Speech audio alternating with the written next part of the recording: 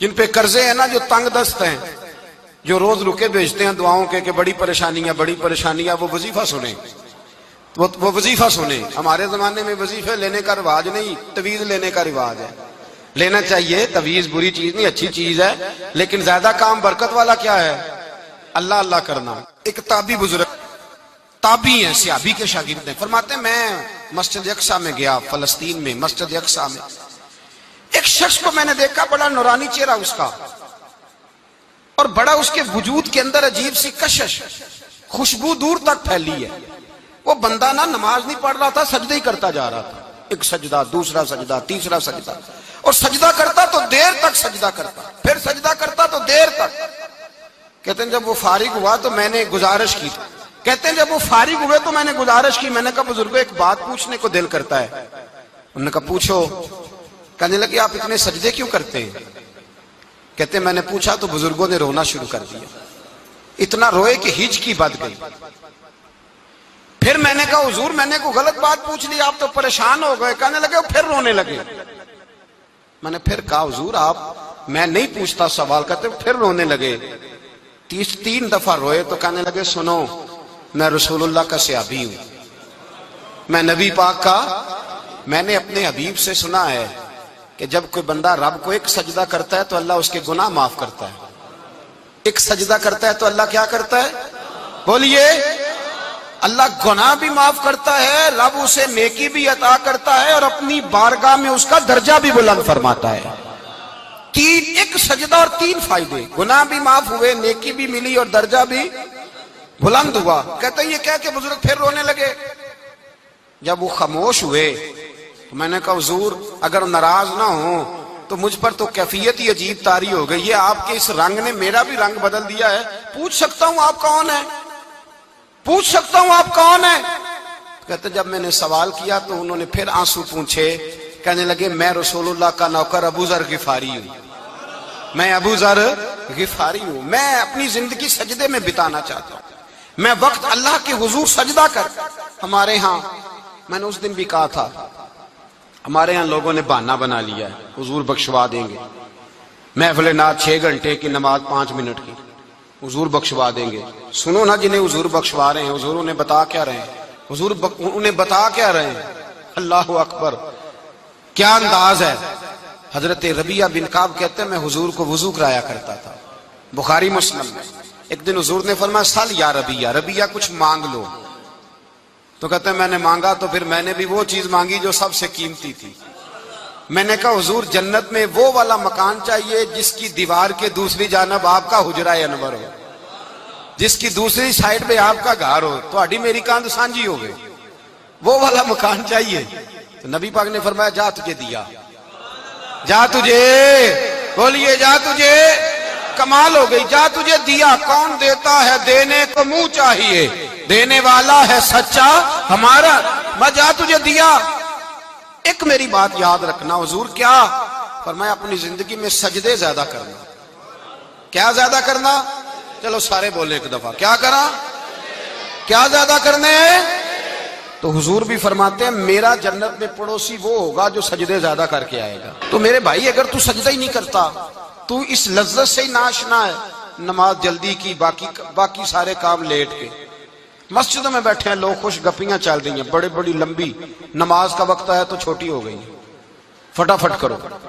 نماز، عبادت، ریاضت، یہ تو بندے کو اللہ کے قریب۔ حضرت عبداللہ بن جعفر، حضرت جعفر طیار کے بیٹے تھے، نبی پاک کی پھپھی کے بیٹے تھے، حضرت زبیر بن عوام رضی اللہ تعالیٰ، وہ انتقال کر گئے۔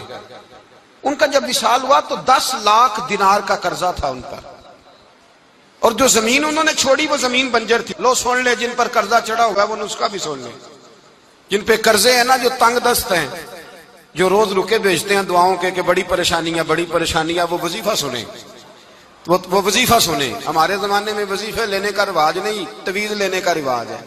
لینا چاہیے، تویز بری چیز نہیں، اچھی چیز ہے، لیکن زیادہ کام برکت والا کیا ہے؟ اللہ اللہ کرنا۔ کیا کام ہے؟ سجدہ کرنا برکت والا کام ہے۔ حضرت عبداللہ بن جعفر طیار کہتے ہیں میں نے قرضہ لینا تھا زبیر بن عوام سے، وہ وصال کر گئے، میں ان کے بیٹے کے پاس گیا، عبداللہ بن زبیر کے پاس۔ میں نے کہا پیسے لینے تھے، کہا بالکل لینے ہیں، میرے ابا جی مجھے وصیت کر کے گئے، لکھ کے گئے کہ یہ پیسے دینے، اور وہ یہ لکھ کے گئے ہیں میں زندگی بھر کوشش کرتا رہا ہوں, ادا نہیں ہو سکے. بیٹا تیری ذمہ داری ہے میرے قرضے ادا کرنا. عبداللہ بن زبیر رضی اللہ تعالیٰ عنہ کہنے لگے میں انشاءاللہ آپ کی رقم دے دوں گا. تو عبداللہ بن جعفر طیار کہنے لگے بھائی ہم دونوں آپس میں ہیں, کوئی شے نہیں چھوڑ کے گئے آپ کے ابا جی, کوئی چیز نہیں. توجہ ہے میری بات پر؟ یہ صحابہ کا ذرا انداز دیکھیے گا بندگی کا, کوئی چیز نہیں چھوڑی. تو حضرت زبیر بن عوام کہنے لگے ایک زمین کا ٹکڑا ہے وہ بھی بنجر ہے, اس میں بھی کوئی کھیتی نہیں اگتی, سبزہ نہیں ہوتا, بنجر ہے, پانی کوئی نہیں, اور وہ اتنی خشک ریتلی زمین ہے کہ بڑا مشکل کام ہے وہاں سیراب کرنا, بے آباد زمین ہے. حضرت سیدنا عبداللہ بن جعفر کہنے لگے تو اس طرح کر, وہ مجھے ساری نہ دے, اس میں سے تھوڑی سی مجھے دے دے, میں 10 لاکھ دینار کے عوض وہی رکھ لیتا, تیرے باپ کا قرضہ ادا ہو گیا, دے تو صحیح. انہوں نے کہا آپ کیا کریں گے, وہ تو کسی کام کی نہیں, چند کوڑیوں کی بھی نہیں, فرمایا مجھے دے دو, میں جانوں اور میرا کام جانے. او بھائی یہ تھے بندگی والے لوگ, یہ تھے جن کا رب سے رشتہ ہے, جنہوں نے حضور کے صلی اللہ علیہ وسلم کے پاس بیٹھ کر بندگی سیکھی تھی. کہتے زمین کا ٹکڑا لے لیا, بنجر بے آباد ریتلی زمین, جب میرے حصے میں آئی پہلے دن اپنے غلام سے کہنے لگے جو جگہ تجھے زیادہ سخت لگتی ہے نا وہاں میرا مصلی بچھا دے, جو تجھے زیادہ بنجر بے آباد لگتی ہے وہاں مصلی بچھا, مصلی بچھا. غلام نے مصلی بچھایا تو عبداللہ بن جعفر نے اللہ اکبر کہہ کے نیت باندھی. یہ حضرت جعفر طیار کے بیٹے ہیں, حضرت علی کے بھتیجے, انہوں نے نیت باندھی نماز کی, سر سجدے میں رکھا, رونے لگے, کہنے لگے اللہ میں بھی تیرا بندہ اور جس سے لینے تھے وہ بھی تیرا بندہ, خدا بندہ ہمارے درمیان مہربانی فرما, کرم نوازی کر, رحمت کا فیصلہ فرما. اتنا روئے کہ مصلی بھیگ گیا. کہتے اتنا تڑپ رہے تھے کہ صحابہ اکٹھے ہو گئے ان کے گرد, مصلی بھیگ گیا. جب بھیگا ہوا مصلی نماز مکمل کر کے اٹھایا نا, کہتے مصلی اٹھایا تو نیچے سے اللہ نے پانی کا چشمہ جاری فرما دیا, اللہ نے پانی کا چشمہ جاری کر دیا. فرمایا بناؤ حوض, کرو کھیتیاں سیراب. فرماتے ہیں جہاں ایک درخت نہیں اگتا تھا اللہ نے پورا باغ اگا دیا, جہاں ایک پھل نہیں ہوتا تھا وہاں عالی شان پھل لگ گئے, قرضے بھی ادا ہوئے. حضرت زبیر بن عوام کے بچوں کے پاس مال دولت بھی بچ گیا. لوگ جب کہتے ہیں یہ ساری کس چیز کی برکت ہے, اور فرماتے یہ ساری سجدوں کی برکت ہے, یہ رب کی بندگی کی برکت ہے. جی اس کی بارگاہ میں نماز پڑھنے کی مسلمان توجہ نہیں کرتا, توجہ نہیں. جاگ رہے ہیں آپ حضرات؟ یہاں کوئی حکومت اعلان کرے نا کہ ہر نماز کے بعد 500 روپیہ, کتنا جی؟ میرے خیال کسی بھی نہیں ہونا مسجد جی, آن گے کہ نہیں؟ نہیں تھوڑے جے بول دے ہو, جڑے نہیں بول دے ہونا تو بالکل ہی نہیں نہ ہونا, ہونا پکا پتہ لگ. او خدا کے بندو بات سمجھو, رب فرماتا ہے تو مسجد آدھا میں تجھے برکت عطا کروں گا. کئی جگہ مسائل نہیں بنا دیے گئے, وہ چھوڑو دیے تو نفل ہے, چھوڑو دیے تو غیر مؤکدہ ہے. اعلیٰ حضرت فاضل بریلوی فرماتے ہیں جو نفل چھوڑتا ہے نا ایک وقت آتا ہے سنت کے ترک کرنا شروع کر دیتا ہے, اور تارک سنت ایک وقت آتا ہے کہ واجبات کو چھوڑتا ہے. چونکہ وہ سیلاب اچانک نہیں آیا کرتے, پہلے چھوٹا سا سوراخ ہوتا ہے, دریا کے کنارے چھوٹا سوراخ ہوتا ہے, بند نہ کیا جائے تو بڑا ہو جاتا ہے, پھر اور بڑا ہو جاتا ہے, پھر وہ سیلاب بن جاتا ہے. کیا ہوتا ہے کہ جب ہم دیر کرتے ہیں, آپ دیکھ لیں دنیا داری میں لوگ کتنے آگے نکل گئے, کتنے دنیا داری کی جو چیزیں آئیں وہ غالب ہو گئیں. میں آپ سے پوچھا ہوں جتنے لوگوں کے پاس موبائل ہیں اتنے لوگ نمازی بھی ہیں. موبائل بعد میں آ کے غالب ہو گیا سب پہ, اور نماز آپ یہ ایوریج نکالے نا, جتنے لوگ فیس بک پہ ہیں اتنے لوگ دینی تعلیم کے میدان میں بھی ہیں, پڑھنے پڑھانے کا مزاج بھی رکھتے ہیں. جتنی نصیحتیں کرنے میں آج لوگ نکلے ہوئے ہیں کیا اتنی خیر بھی دنیا میں بٹ رہی؟ جتنی جدید ٹیکنالوجی آ گئی سب ہم نے حاصل کر لی, بری بات نہیں, ٹھیک ہے, اچھی بات. لیکن سوال یہ ہے کہ وہ باتیں جو سالوں سے ہو رہی ہیں اور جو ہمارے دین کے فرائض میں شامل ہیں ان پر عمل کب ہوگا؟ اور میں یہ بہت سارے لوگ ہیں نا دعوت دیتے ہیں کہ آپ تشریف لائیں, اس جگہ پہ آ کے کچھ بات کریں تو میں دوستوں سے کہتا ہوں تقریریں تو اب بڑی سن لی لوگوں نے، تو زمانہ ہو گیا تقریریں کرتے سنتے. سوال تو یہ ہے کہ جو سنا ہے اس پر عمل کس دن کرنا ہے؟ وہ پہلا قدم جو عمل کا ہے وہ کس دن اٹھانا ہے؟ یہ کوئی گورکھ دھندا تو نہیں ہے نا کہ نشستن گفتن برخاستن. دیکھیں نا قرآن مجید کی آیات نازل ہوتی تھی، صحابہ دوڑ پڑتے تھے عمل کرنے کے لیے. لن تنالوا البر حتى تنفقوا مما تحبون، تم بھلائی کو نہیں پہنچو گے جب تک اپنی پیاری چیز خرچ نہ کرو. تو یہ آیت ہم نے بھی سنی ہوئی ہے. میں آپ سے ہاتھ نہیں اٹھواتا، آپ خود اپنے آپ سے پوچھیں، میں اپنے آپ سے پوچھتا ہوں کب پیاری چیز لا کے خرچ کیا ہم نے اللہ کے راستے میں؟ لیکن جب نازل ہوئی تھی تو عبداللہ ابن عمر کو گھوڑا پیارا تھا، انہوں نے فوراً لا کے پیش کر دیا تھا. حضرت ابو طلحہ انصاری کو باغ پیارا تھا، انہوں نے فوراً لا کے حضور کی بارگاہ میں پیش کر دیا تھا. ہم کب یہ کام کریں گے؟ ہم سن رہے ہیں، ہمیں آتی ہے، ہم آگے بڑھا رہے ہیں، لیکن جلدی سے صحابہ کا یہ مزاج تھا کہ جیسے ہی ان تک خیر پہنچی انہوں نے عمل کر کے دکھایا. جیسے نصیحت ملی اس نصیحت پر وہ عامل ہو گئے. امام جعفر صادق رضی اللہ تعالیٰ عنہ سے ایک شخص نے پوچھا حضور میں دین کی خدمت کرنا چاہتا ہوں، تبلیغ کرنا چاہتا ہوں، کوئی طریقہ بتائیں. بہت سارے لوگ ہیں آج کل جو یہ چاہتے ہیں کہ جناب مجھے نہ کوئی آپ نسخہ بتائیں، کوئی سلیقہ بتائیں، میں دین کا کام کرنا چاہتا ہوں، دعوت خیر دینا چاہتا ہوں، کوئی طریقہ بتائیں. تو سیدنا امام جعفر صادق رضی اللہ تعالیٰ عنہ فرمانے لگے آسان طریقہ ہے، اور بغیر کسی فلسفے کے، بغیر کسی الجھی ہوئی گتھی کے سلجھی ہوئی بات ہے، بالکل طے. تو دین کی تبلیغ کرنا چاہتا ہے؟ اس نے کہا. تو فرمانے لگے بڑا آسان نسخہ ہے، اگر تو دین پھیلانا چاہتا ہے، تبلیغ کرنا چاہتا ہے، تو دین پر عمل کرنا شروع کر دے. عمل کے بڑے اثرات ہوتے ہیں. عمل، حضرت باجید بستامی فرمایا کرتے تھے جس نے ہماری خاموشی سے کچھ نہیں سیکھا وہ ہماری تقریر سے کیا سیکھے گا. یہ جو عمل ہوتا ہے یہ اتنی بڑی خاموش تبلیغ ہے، اتنی بڑی. امام جعفر صادق فرمانے لگے تو عمل کر، وہ تیرا عمل کرنا. آپ پڑھیں گھر میں نماز، آپ کے بچوں کو شوق ہو جائے گا. آپ کھولیں گھر میں قرآن مجید، آپ کے بچوں کا دل لگ جائے گا. آپ بیٹھے تسبیح لے کے کہ آج میں نے آدھا گھنٹہ محبوب کی بارگاہ میں درود و سلام عرض کرنا ہے، بچوں کی طبیعت لگ جائے گی. عمل جو ہوتا ہے اس کا فیض بٹتا ہے. نیکی میں آگے بڑھنے کی جد و جہد، کوشش کرنا کہ میں ذرا خیر کے کام میں آگے نکلوں. کیا کہا حضرت عمر نے؟ کبھی ہم سنتے ہیں باتیں، کبھی اس کی گہرائی میں اترو نا. سیدنا فاروق اعظم فرماتے ہیں میری ساری عمر دوڑ لگی رہی کہ میں ابو بکر صدیق سے نیکیوں میں آگے نکل جاؤں. ساری زندگی میری دوڑ رہی، جد و جہد رہی کہ میں ابو بکر صدیق سے آگے. 2.5% زکوٰۃ ہے. عمر کہتے ہیں میں 50% لے کے آیا تھا، لیکن میں 50% پہ پہنچا تھا تو ابو بکر 100% پہ پہنچ گئے تھے، وہ سارا ہی لے آئے تھے. میری دوڑ رہی، یہاں بھی دوڑ ہے.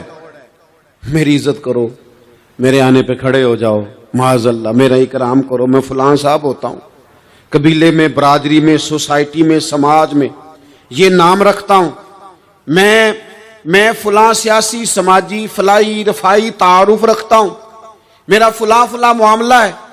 یہ اس مزاج میں دوڑ لگ گئی، اس طبیعت کی دوڑ لگ گئی. مجھے بھی مانا جائے، مجھے بھی گنا جائے، مجھے بھی شمار کیا جائے، میرا بھی نام ہو جائے، مجھے بھی اگلوں میں رکھا جائے، قرب والوں میں میرا بھی تذکرہ کیا جائے. جو دوڑ ہمیں بتائی اور سکھائی گئی تھی اس دوڑ میں ہم شریک کیوں نہیں ہوتے؟ اس میں آگے کیوں نہیں نکلتے؟ وہ جو ہمیں فرمایا گیا تھا کہ تمہیں پتہ چل جائے پہلی صف کا ثواب کتنا ہے تو تم قرآن اندازی کرو. تو یہ قرآن اندازی کس دن ہونی ہے؟ یہ والی قرآن اندازی کس دن ہونی ہے؟ لیکن وہ قرآن اندازیاں تو ہو رہی ہیں عمرے کے ٹکٹ کی. اتنے عمرے کے ٹکٹ، اتنے عمرے کے، اچھی بات ہے، اس کی بھی کوئی مخالفت نہیں. لیکن جو کام جس میں آگے بڑھنا تھا، جس میں جد و جہد کرنی تھی، جس میں دوڑنا تھا، جس میں کاوش کرنی تھی، اس میں تو ہم پیچھے ہیں. زندگی اتنی تیزی سے گزر رہی ہے، آپ یقین کریں پیچھے پلٹ کے دیکھتے ہیں تو پتہ ہی نہیں چلتا کتنے سال بیت گئے. بھی ایسے لگتا ہے کل ہی تو ابھی داخل کرایا تھا گھر والوں نے اسکول میں، ابھی اگلے دن کی بات ہے دارالعلوم میں داخل ہوئے تھے اور اتنے سال بیت گئے، اتنا وقت گزر گیا۔ ہم عجیب مزاج کے لوگ ہیں، یہ چاہتے ہیں کہ ہمارے بچے بڑے ہو جائیں، یہ نہیں چاہتے کہ ہم بوڑھے ہو جائیں۔ دیکھیں اگر بچے بڑے ہوں گے تو لازمی نتیجہ ہے کہ ان کے بڑے، لیکن ہم دونوں باتوں میں اپنا مزاج رکھتے ہیں، بچے بھی بڑے چاہیے ہمیں اور ہم خود بھی اپنے آپ کو بوڑھا تسلیم کرنے کو تیار۔ ماشاءاللہ جی میرا بیٹا جوان ہو گیا، تو جناب آپ کیا ہو گئے؟ اب آپ بھی تو بتائیں نا، آپ کہاں پہنچ گئے؟ وہ کیا دور تھا جب کہتے تھے میرے بیٹے کو میرا جوتا پورا آنے لگا ہے۔ جیسے جیسے بچے بڑے ہوتے تھے والدین کے لہجے میں ٹھہراؤ آتا تھا، ان کی 5 نمازوں کے ساتھ تہجد بھی شروع ہوتی تھی، اشراق اور چاشت بھی شروع ہوتی تھی۔ وہ چاہتے تھے کہ ہمارے بچے ہمیں زیادہ سے زیادہ خیر کرتا دیکھیں، وہ اپنے لفظوں پر، جملوں پر، زبانوں پر، انداز پر کنٹرول کرتے تھے۔ میاں بیوی ایک دوسرے سے کہتے تھے اب لڑنا نہیں ہے، بچے اثر قبول کرتے ہیں، بڑے ہو گئے، اب ہمیں ماحول اور طرح کا بنانا ہے۔ کب آگے نکلیں گے نیکیوں میں؟ کب ہم جد و جہد کریں گے؟ کب ہم یہ والا کام کریں گے کہ نہیں اب مجھے سنور جانا چاہیے، نہیں اب میرے اندر مثبت تبدیلی آنی چاہیے، نہیں اب مزاج میں حلم، بردباری، وقار، وزاداری، یہ چیزیں مجھے پیدا کرنی چاہیے؟ کب بچپنا ختم ہوگا؟ وہ کسی درویش نے کہا تھا نا کہ میں نے 22 سال کے بوڑھے دیکھے اور میں نے 65 سال کے بچے دیکھے۔ کہا جناب کیا معنی؟ کہنے لگے معنی یہ ہے کہ بزرگی سمجھ کے ساتھ ہوتی ہے، عمر کے ساتھ تھوڑی ہوتی ہے۔ وہ تو سمجھ کے ساتھ ہے، جس دور میں سمجھ آ گئی، شعور آ گیا، سمجھ گئے بات کو۔ ورنہ بعض لوگ معذرت کے ساتھ بعض لوگ ساری زندگی سمجھدار ہونے کو تیار ہی نہیں ہیں۔ وہ کچھ ایسی باتیں کرتے ہیں جو ان کے منصب سے میچ ہی نہیں کرتی، ان کے سٹیٹس کے ساتھ وہ اٹیچ نہیں ہوتی۔ بھئی یہ بات آپ کو نہیں کرنی چاہیے تھی، آپ کا معیار یہ نہیں تھا، معیار بلند ہے آپ کا، آپ اپنے سٹیٹس کے حساب سے بات کریں گے۔ تو میرے عزیز آگے بڑھا جائے۔ اب تو کئی ہمارے کلاس فیلو چلے گئے، کئی ساتھ رہنے والے چلے گئے، کئیوں کو ہم دیکھتے ہیں وہ کہتے ہیں یار مہینوں ہو گئے چارپائی پہ پڑے، ملاقاتیں ادھوری رہ گئی ہیں، کئی باتیں ضروری رہ گئی ہیں، کئی لوگ رخصت ہو گئے، تو کیا ہم کب کس وقت ہم عبرت پکڑیں؟ بس چپ کر کے جنازہ پڑھ کے آ گئے کہ صرف اسی کا ہونا تھا، قبر پہ فاتحہ پڑھ کے آ گئے کہ صرف اسی کو دفن ہونا تھا، کسی کی کل خانی میں چہلوں میں شرکت کر کے آ گئے، کسی کی ہونی تھی میری ہونی نہیں ہے۔ اپنے اعمال میں پختگی لائی جائے، آگے بڑھا جائے۔ حضرت جابر ابن عبداللہ رضی اللہ تعالیٰ عنہ فرماتے میں نے میدان احد میں ایک صحابی کو دیکھا، کھجور کھا رہے تھے۔ کتنا ٹائم لگتا ہے کھجور کھانے میں؟ گوشت کی بھری ہوئی پلیٹ نہیں تھی ان کے سامنے کہ ساری خالی ہونے میں دیر لگے گی، کھجور کھا رہے تھے، بخاری شریف ہے۔ اور کھجور کھاتے کھاتے کریم محبوب علیہ السلام کی عالی مرتبت بارگاہ میں عرض گزار ہوئے، یا رسول اللہ اگر آج میں شہید ہو جاؤں تو کہاں جاؤں گا؟ تو حضور نے فرمایا جنت میں۔ حضرت جابر ابن عبداللہ فرماتے ہیں وہ بات انہوں نے سنی تو وہ جو کھجور کھا رہے تھے وہ باقی کی منہ سے نکال دی۔ کیا معنی؟ کہیں کھجور کھاتے کھاتے دیر نہ ہو جائے، کہیں دیر نہ ہو جائے۔ وہ کھجور نکال دی اور میدان میں اترے اور وہ لڑے اور انہوں نے جد و جہد کی اور وہ اسلام کا نام لے کر ڈٹ گئے، رسول اللہ صلی اللہ تعالی علیہ وسلم کے پیغام پر کھڑے ہو گئے، اللہ نے انہیں شہادت عطا کر دی۔ انہوں نے کھجور کھانے کا وقت بھی انتظار نہیں کیا کہ کہیں لیٹ نہ ہو جائے۔ کیا معنی ہے؟ کھجور کھانے سے پہلے پہلے اللہ نے انہیں جنت عطا فرما دی۔ اوہو، ہمارا تو جناب وہ میرا پروگرام بن گیا، بس میں حج کر رہا ہوں، پھر اس کے بعد میں نے ولی اللہ ہو جانا۔ بھائی یہ بچوں کی شادی ہو جائے، تھوڑے سے کام ہے، میں پھر مسجد میں ہی ہوں۔ بھائی دلی تو بڑی دور ہے، دلی دور است۔ یہ آپ جو باتیں سنا رہے ہیں یہ تو لمبی ساری بات ہے، یہ تو کام شروع کر دینا چاہیے تھا، اس پر تو عمل شروع کر دینا، روکا کس نے؟ آپ بچوں کے بیاہ بھی کریں لیکن ساتھ حضور کی بارگاہ میں درود و سلام بھی پیش کریں، آپ ڈیوٹی پہ بھی جائیں، رزق حلال بھی کمائیں، پر اگر رب توفیق دینا تو سویرے اٹھ کے ایک سپارہ قرآن مجید کا تلاوت بھی فرمائیں۔ اپنے آپ کو آراستہ پیراستہ کریں نیکیوں کے ساتھ، جدوجہد کریں۔ اگر اللہ تبارک و تعالیٰ نے رزق حلال دیا ہے، اللہ کی راہ میں خیر کے ساتھ بانٹنا ہے، تو پھر اس میں جلدی کریں، پھر دیر نہ کریں۔